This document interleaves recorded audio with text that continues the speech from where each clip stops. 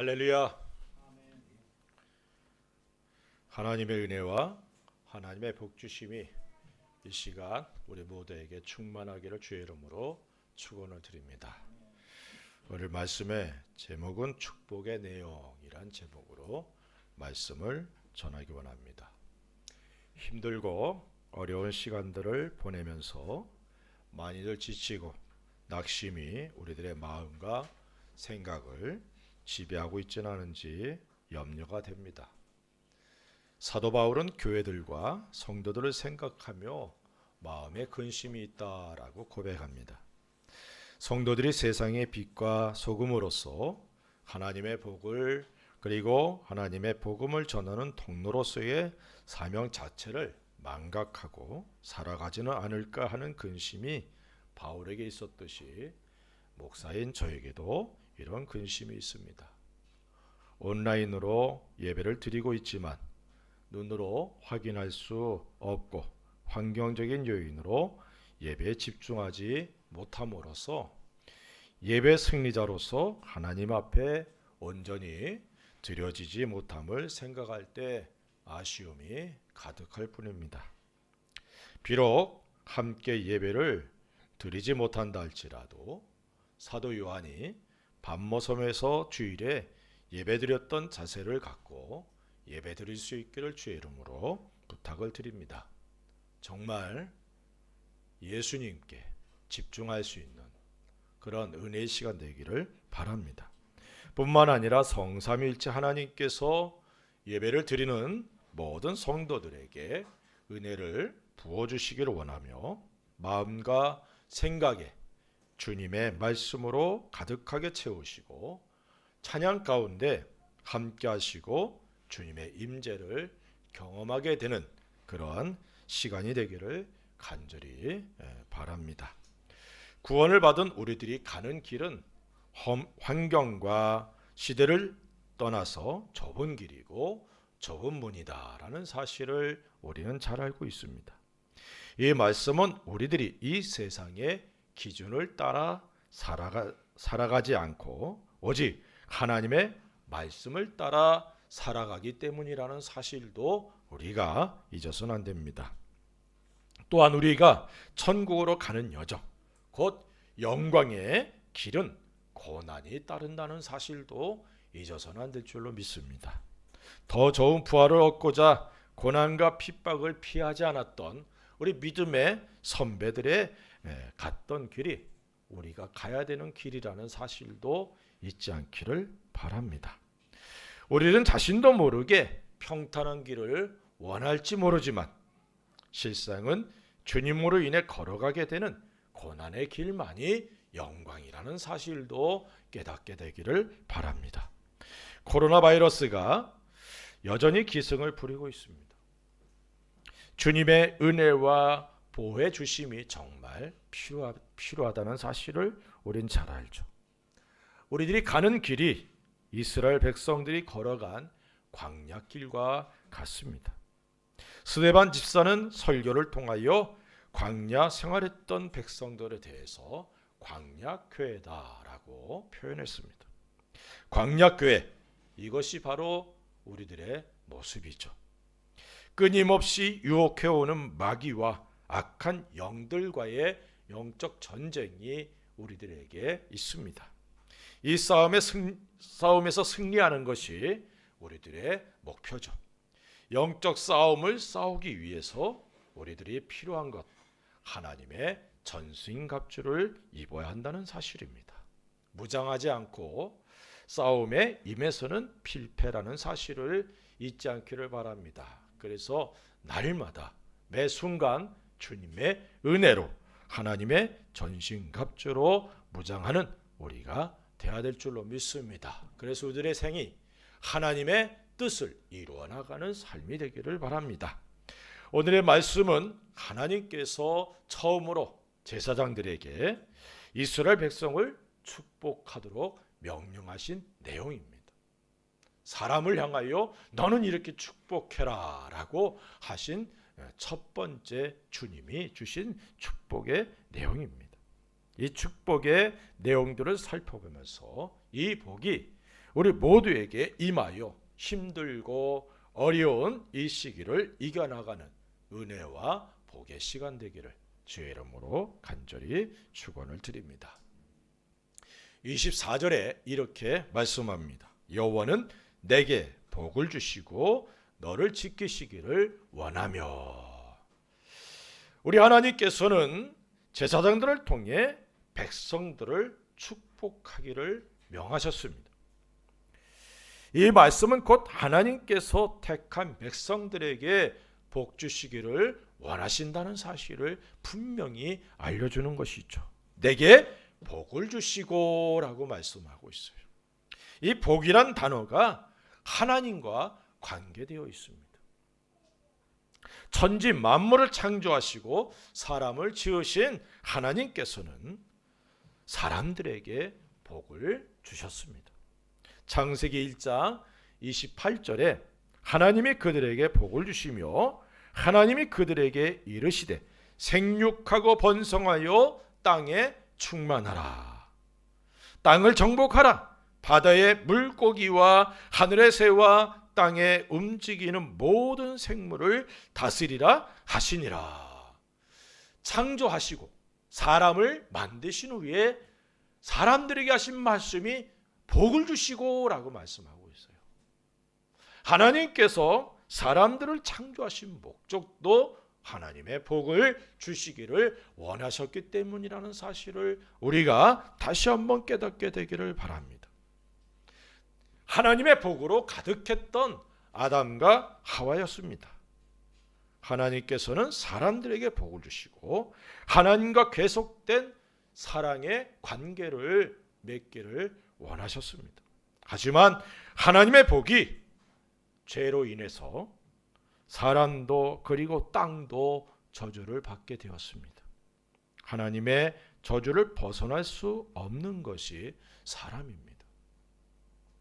저주를 내리신 주체가 하나님이시고 저주는 하나님께 죄를 범하였기 때문에 온 것이므로 하나님과의 관계에서 죄의 문제를 해결하지 않고는 절대로 하나님의 복을 받을 수 없고 하나님의 저주만이 임하게 되어 있다는 사실을 우리가 먼저 깨달아야 될 줄로 믿습니다. 그런데 하나님께서는 죄를 짓고 저주를 받은 사람들을 여전히 사랑하셨다는 거예요. 그래서 아브라함을 택하시고 이스라엘 백성을 이루도록 해주셨습니다. 아브라함은 복의 근원으로서 택함을 받았죠. 그로 인하여 하나님의 복이 사람들에게 흘러가기를 원하셨습니다. 이것이 바로 하나님의 계획입니다. 아브라함 한 사람만 복 받은 것이 아니고 그 자손들만이 복을 받는 것이 아니라 그 복이 다른 사람들에게 흘러가기를 원하여서 하나님께서 택하셨다는 것입니다. 물론 궁극적으로는 예수님을 통해 이 복이 모든 구원을 받은 사람들에게 임하였습니다. 여기서의 복이란 하나님과의 관계가 회복된 사람들에게 주어지는 것을 의미하죠. 곧 예수님의 십자가에서 흘리신 보혈로 죄 용서를 받아서 의롭게 되고 거룩하게 되었다는 사실을 의미하고 있습니다.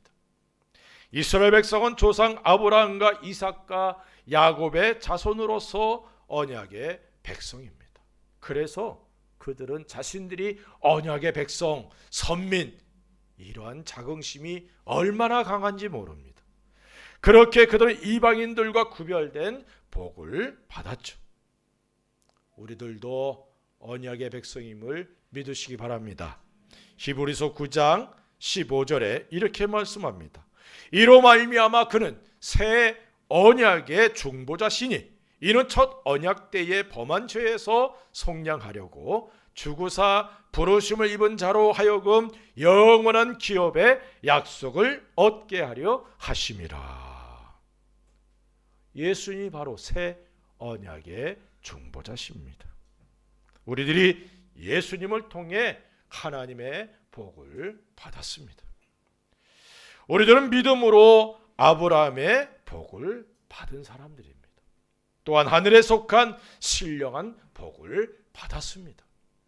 받을 것이 아니에요. 이미 받았어요. 우리들이 하나님의 복을 받은 사람들이라는 사실을 잊지 않기를 바랍니다. 제사장들을 통해 선포되었던 하나님께 복을, 하나님께서 복을 주시고라는 이 말씀이 이미 우리들에게 이루어졌다는 사실을 잊지 않기를 바랍니다. 하나님과의 관계가 아버지와 자녀로서의 관계로 격상되었고 변화되었다는 사실도 잊지 않기를 바랍니다. 제사장들을 통해 하나님께서 이스라엘 백성들에게 복 주시기를 원하셨어요. 좁은 의미로 본다면 이 복은 이스라엘 백성이 광야 생활 가운데 하나님께서 주시는 복을 의미합니다. 오늘 말씀에서 특별히 지켜주시기를 원하는 복이죠. 이스라엘 백성은 애굽에서 아무런 준비도 없이 갑자기 나왔어요. 그들에게는 적들과 싸울 수 있는 훈련된 군대도 없었고 무장할 무기도 별로 없었습니다. 혹 무기들이 있었다 할지라도 효과적으로 사용할 수 있는 그런 능력 자체가 없었습니다. 그들은 애굽에서 노예 생활을 했습니다. 하루 살아가는 것이 버거운 그런 삶이었어요. 하나님께서 지켜주시는 복이 그래서 필요했습니다. 하나님께서 백성들을 지켜주시기를 원하시는 하나님의 마음이 여기 담겨 있습니다. 우리들에게도 하나님의 지켜주시는 복이 필요합니다. 특별히 코로나 바이러스로부터 지켜주시는 복이 임해야 될 줄로 믿습니다. 사람이 코로나를 정복한다는 것이 참으로 힘든 일입니다. 백신을 연구하는 분이 백신을 맞아도 그게 점점 약해져서 1년 후에는 효과가 없다, 뭐 이런 얘기 하지 않았어요? 하나님께서 긍휼히 여겨주시고 지켜주시기를 위해서 우리가 기도해야 될 줄로 믿습니다. 이스라엘 백성은 광야길에서 여러 가지 어려움을 겪었습니다. 광야길 자체가 힘든 길이고 환경이죠. 뜨거운 햇볕과 그로 인한 탈수 현상은 견딜 수 없는 괴로움이고 생명에 직결된 일이었습니다. 그러나 하나님께서 그들을 광야길에서 지켜주셨고 보호하셨고 인도해 주셨다는 사실을 우리는 잘 알고 있습니다. 뒤를 쫓아왔던 바로의 군사들은 홍해에서 몰살을 당했습니다. 마라의 쓴물을 달게 해주셨고 하나님께서 지켜주신 복은 그래서 우리들에게도 필요하다는 사실을 우리가 잊지 않기를 바랍니다. 하나님께서는 이스라엘 백성들을 광야길에서 지켜주셨는데 그 지켜주심의 내용들이 다음과 같습니다. 첫째로 만나를 줬어요. 민수기 11장 7절부터 9절에 보면 만나는 가시와 같고 모양은 진주와 같은 것이라 백성이 두루 다니며 그것을 거두어 맷돌에 갈기도 하며 절구에 찢기도 하고 가마에 삶기도 하여 과자를 만들었으니 그 맛이 기름 섞은 과자 맛 같았더라. 밤에 이슬이 진영에 내릴 때에 만나도 함께 내렸더라 라고 말씀하고 있어요. 밤에 이슬이 내릴 때에 만나도 함께 내렸어요. 맛은 기름을 섞은 그런 과자 맛과 같았다. 일본에 와서 가장 맛있게 먹을 수 있는 음식들 중에 하나가 기름에 튀긴 음식이죠. 그래서 기름에 튀기면 뭐든지 맛있대요. 기름 섞은 맛. 이 만나가 보통 음식이 아니라는 것을 알 수가 있겠죠. 저는 이 만나를 말씀을 드릴 때마다 배웠던 내용이 기억이 납니다. 구약학을 가르치셨던 분인데 그분이 과학적으로 일어날 수 있는 현상으로 만나를 설명하는데 이렇게 설명합니다. 그 광야에 사는 벌레가 그 분비물을 내는데 그 분비물이 하얀색이라는 거예요. 그래서 이분은 그렇게 얘기를 하는 거예요. 만나가 그 벌레들의 분비물이 아니었을까. 그 얘기를 들으면서 내가 속으로 교수님, 하나님께서 벌레들의 분비물로 이스라엘 백성 먹이셨겠어요? 이스라엘 백성 200만 명 가까이 된다고 그랬는데 그 사람들 먹이려면 벌레는 얼마나 많아야 됐겠어요? 다시 말하면 이스라엘 백성 가는 길은 사방 천지가 전부 벌레였다는 거 아닙니까? 그랬을까요? 네. 아무리 많이 배워도 하나님 말씀 있는 그대로 믿지 못하면 그렇게 해석하고 그렇게 설명하고 그렇게 가르쳐요. 그때 배움을 받은 사람들 중에 아마 그렇게 가르치는 그런 사람도 있을지 모르겠어요. 하나님께서 은혜로 허락하신 겁니다. 하나님께서 이스라엘 백성을 지켜주시기 위해서 만나를 허락해 주신 거예요.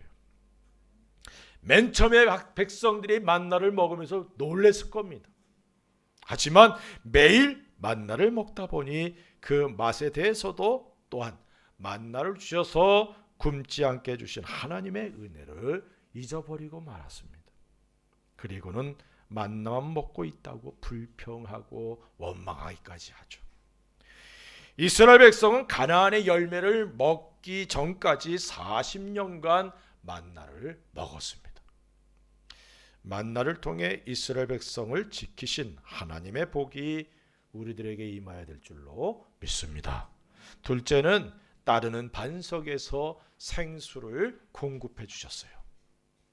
광야라는 곳이 물이 귀한 곳입니다. 이 일에 대해서 성경은 다음과 같이 말씀하고 있습니다. 고린도전서 10장 3절과 4절에 다 같은 신령한 음식을 먹으며 다 같은 신령한 음료를 마셨으니 이는 그들을 따르는 신령한 반석으로부터 마셨음에 그 반석은 곧 그리스도시라 라고 말씀하고 있어요. 신령한 음식은 만나를 의미하고 신령한 음료는 곧 이스라엘 백성들이 마셨던 물을 가리킵니다. 먹을 것과 마실 것을 주심으로 백성들이 광야길에서 죽지 않도록 부족함이 없도록 하나님이 허락해 주셨습니다. 조금 전에 말씀드렸던 그 교수님이 이 생수에 대해서도 이렇게 설명을 합니다. 그 광야 그 길에 가나안 땅에는 말입니다. 그 바위들이 참 많은데 그 바위들이 구멍이 숭숭 뚫린 바위들이 많다는 거예요. 그래서 비가 오면 그곳에 물이 고여. 그래서 이스라엘 백성들이 마신 물이 바로 그 물이 아니었을까. 그래서 바위를 막 흔들면 물이 고여있던 물이 나오는 거예요. 생각해 보세요. 고여있는 물은 깨끗합니까? 그리고 200만 명이 먹을 수 있고 마실 수 있고 짐승들이 마실 수 있는 그 물을 공급하려면 그 바위들이 또 얼마나 많아야겠어. 과학적으로 설명한다 그러는데 전혀 과학적이지 않은 하나님께서 행해 주신 기적입니다. 믿습니까? 그리고 하나님께서 만나와 생수를 허락하신 것은 바로 예수 그리스도로 인해서 하나님의 백성들이 살아나게 된다는 사실을 의미하는 거예요. 따르는 신령한 반석 예수 그리스도십니다. 요한복음 6장에서는 나의 살을 먹고 내 피를 마시는 자라고 말씀하고 있죠. 우리 하나님께서 이스라엘 백성들을 광야길 가운데 마실 것과 먹을 것을 공급해 주셨다. 지켜주신 거죠. 이스라엘 백성이 광야에서 죽은 것은 먹을 것이 없거나 마실 물이 없어서 죽은 것이 아니에요. 하나님의 말씀을 불순종한 결과들로 죽었다는 겁니다. 우리들에게 주님을 향한 온전한 순종이 있기를 주의 이름으로 축원을 드립니다. 세 번째는 적으로부터 보호해 주셨어요. 아말렉이 이스라엘을 공격합니다. 하지만 하나님께서 백성들을 지켜주셨습니다.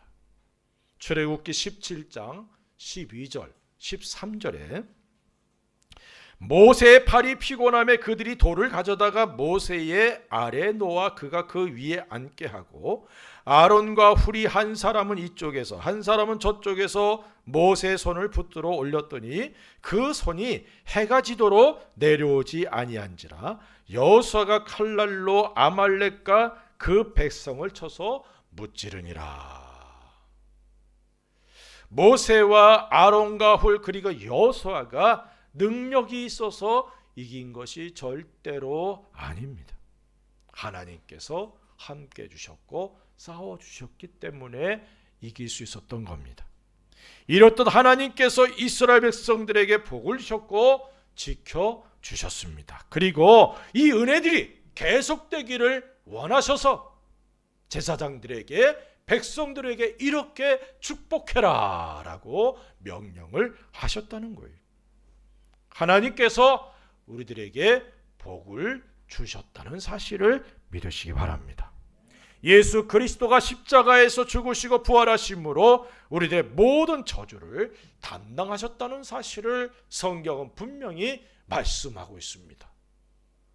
코로나 바이러스로 인한 불안이 우리들에게 있습니다.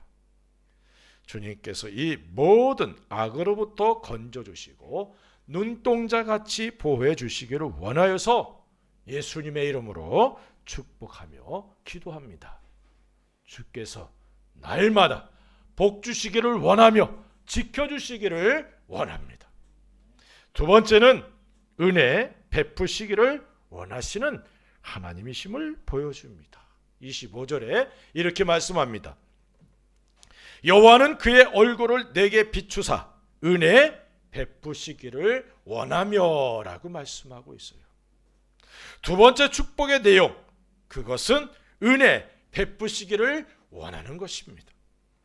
여기서의 은혜는 특별히 하나님의 자비라 이렇게 말씀을 드릴 수 있어요. 하나님의 자비, 그것은 용서로 연결되죠. 이스라엘 백성은 애굽에서 노예 생활로 인하여 자신도 모르게 노예 근성에 사로잡혀 있습니다. 그렇기에 가나안을 정탐한 사람들 중에 10명은 자신들을 메뚜기라 이렇게 표현하기도 했죠. 민수기 13장 33절에 거기서 네피림 후손인 아낙 자손의 거인들을 보았나니 우리는 스스로 보기에도 메뚜기 같으니 그들이 보기에도 그와 같았을 것이니라 라고 말씀하고 있어요. 가나안 땅의 사람들은 거인이고 자신들은 메뚜기라고 여기는 모습, 그들이 자신들의 능력만을 보았기 때문이다 라고 결론 지을 수 있습니다. 자신들을 보면 아무것도 할 수 없는 그런 연약한 존재일 뿐이죠. 자신들이 애굽에서 벗어나고 2년간 광야길을 걸을 수 있었던 것, 그것은 오직 그들과 함께 하신 하나님의 은혜 때문이라는 사실을 잊어버린 결과입니다. 자신과 함께한 하나님을 잊어버려요. 나를 위해 일하시고 나를 도우시고 지금도 나를 눈동자같이 지켜주시고 나를 대신하여 싸워주시는 그 하나님을 잊어버릴 때 이런 노예 근성에 사로잡히는 겁니다. 메뚜기 사고방식. 우리에게 이런 생각들이 가끔 들어올 때가 있죠. 이것에 사로잡히면 안 될 줄로 믿습니다. 블레셋과 이스라엘이 싸웁니다. 골리앗이라는 거인이 나와서 싸움을 도두죠. 하나님을 대적하고 이스라엘을 모욕합니다. 이스라엘의 수많은 군사들이, 용사들이 골리앗과 대적할 마음을 갖지를 못해요. 너무 크고 두려우니까. 그런데 다윗은 이렇게 말합니다. 하나님께서 나를 도우셔서 사자와 곰을 죽이고 나를 보호해 주셨던 것처럼 하나님께서 저 사람에게서 나를 보호하시고 나로 승리하게 할 거라고. 자기 자신을 본 것이 아니라 자신과 함께 하시는 하나님을 본 거예요. 그래서 이스라엘 백성은 그렇게 얘기를 하지 않습니까? 사울을 비롯해 모든 이스라엘 군사들은 골리앗을 넘어뜨릴 수 없는 거대한 용사라고 봤지만 다윗은 물맷돌을 던지면 아무렇게나 던져도 맞을 수 있는 거대한 표적으로 봤다는 거예요. 우리는 과연 어떤 사고방식을 가지고 살아가고 있습니까? 신명기 1장 30절 31절에 이렇게 말씀합니다. 너희보다 먼저 가시는 너희의 하나님 여호와께서 애굽에서 너희를 위하여 너희 목전에서 모든 일을 행하신 것 같이 이제도 너희를 위하여 싸우실 것이며 광야에서도 너희가 당하였거니와 사람이 자기의 아들을 안는 것 같이 너희의 하나님 여호와께서 너희가 걸어온 길에서 너희를 안으사 이곳까지 이르게 하셨느니라 하나라고 말씀하고 있어요. 자신만을 보고 환경만을 보는 것은 불신앙입니다. 함께 하시는 하나님을 바라보는 것이 올바른 믿음의 자세입니다. 이들로 인하여 백성들이 하나님을 원망하고 불순종하게 되었고 광야 생활이 38년이나 더 연장되었고 성인들은 다 광야에서 죽게 만들었어요. 이 사람들은 하나님의 저주를 받아 죽었다라고 성경 기록하고 있습니다. 이스라엘 백성 광야 생활에서 하나님을 향하여 끊임없이 원망하고 불평했으며 불순종하고 하나님을 시험했습니다. 민수기 14장 22절에 이렇게 말씀합니다. 내 영광과 애국과 광야에서 행한 내 이적을 보고서도 이같이 10번이나 나를 시험하고 내 목소리를 청종하지 아니한 그 사람들은 이렇게 말하고 있어요. 광야에서 이스라엘 백성들은 하나님을 10번이나 시험하고 불순종하고 그랬다는 거예요. 뿐만 아니라 하나님으로 진노하게 하셔서 백성들이 다 멸절될 수도 있는 일들도 있었습니다. 하지만 그럴 때마다 모세의 기도를 들으시고 하나님이 그 뜻을 돌이켰어요. 출애굽기 32장 10절에 이렇게 말씀합니다. 그런즉 내가 하는 대로 두라. 내가 그들에게 진노하여 그들을 진멸하고 너를 큰 나라가 되게 하리라. 하나님께서 금송아지를 만들고 하나님을 향하여 죄를 범하고 있는 이스라엘 백성들을 모세에게 말씀하는 거예요. 내가 하는 대로 그냥 둬라. 내가 저들을 다 진멸하고 너로 큰 민족이 이루게 하겠다. 모세의 입장에서 보면 놀라운 축복이죠. 그렇지 않아요? 아브라함과 이삭과 야곱으로 이어졌던 하나님의 약속이 모세와 그 자손에게 이루어지는 건데, 그런데 출애굽기 32장 14절에 이렇게 말씀합니다. 여호와께서 뜻을 돌이키사 말씀하신 화를 그 백성에게 내리지 아니하시니라. 모세가 하나님께 기도하는 거예요. 그 기도를 들으시고 하나님의 뜻을 돌이키셨다. 모세의 기도를 들으시고 백성들의 죄를 용서해 주신 하나님의 자비, 하나님의 은혜를 여기서 보게 됩니다. 하나님의 은혜가 없었다면 이스라엘은 모두 광야에서 멸망을 당하고 지금 있는 이스라엘은 모세의 자손들이 되었을 거예요.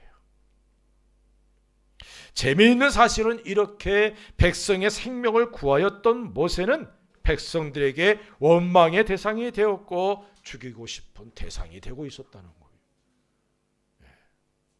얼마나 우스운 일입니까? 하나님의 은혜가 우리들에게 필요합니다.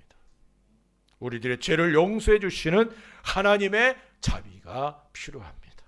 구원을 받았어도 여전히 하나님의 뜻과 하나님이 원하시는 길로 정확하게 가지 못하는 우리들이 아닙니까?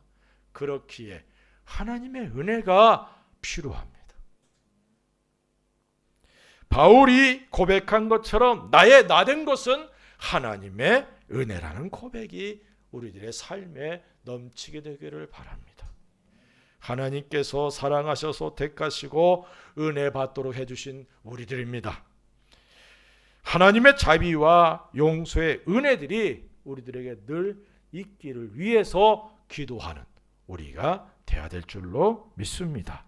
요한 1서 1장 9절에 만일 우리가 우리 죄를 자백하면 그는 미쁘시고 의로우사 우리 죄를 사하시며 우리를 모든 불의에서 깨끗하게 하실 것이요 라고 말씀하고 있어요.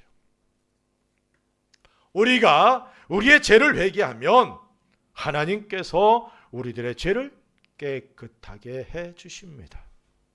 우리들의 예복이 더러워질 때마다 예수님의 보혈로 정결하게 씻김을 받는 은혜가 우리에게 있어야 될 줄로 믿습니다. 그러기 위해서 우리들이 늘 깨어 있어야 됩니다. 혹 죄를 범하였을 때라도 깨닫고 알게 되었을 때에는 우리들에게 하나님의 은혜 보좌로 나아갈 수 있도록 은혜가 주어져 있음을 믿으시고 이 은혜가 우리들에게 주어져 있다는 사실을 의심하지 말고 날마다 이 은혜가 우리에게 충만하기를 위해서 기도해야 될 줄로 믿습니다. 다윗이 기도했던 것처럼 주여 나를 긍휼히 여겨 주옵소서. 주여 내게 은혜를 베풀어 주옵소서. 주여 주의 능력의 손으로 나를 도와주옵소서라는 기도가 매일 매 순간마다 우리들에게 있기를 주의 이름으로 축원을 드립니다. 26절에 이렇게 말씀합니다.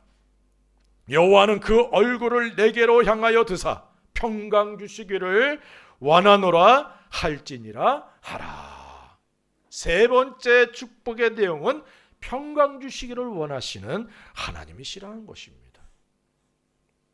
평강도 하나님과의 관계 안에서 주어집니다. 평강은 하나님을 온전히 알고 믿는 믿음으로 모든 것을 하나님께 맡길 때에 주어지죠. 하나님께서는 우리들에게 평강 주시기를 원하십니다. 그래서 예수님을 희생 제물과 화목 제물이 되게 하셨던 겁니다. 하나님과의 관계가 화목하게 된 사람들에게 그들에게만 평강이 주어진다는 사실을 믿으시기를 주의 이름으로 축원을 드립니다.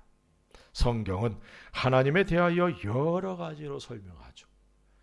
그 중에 하나가 질투하시는 하나님으로 묘사합니다.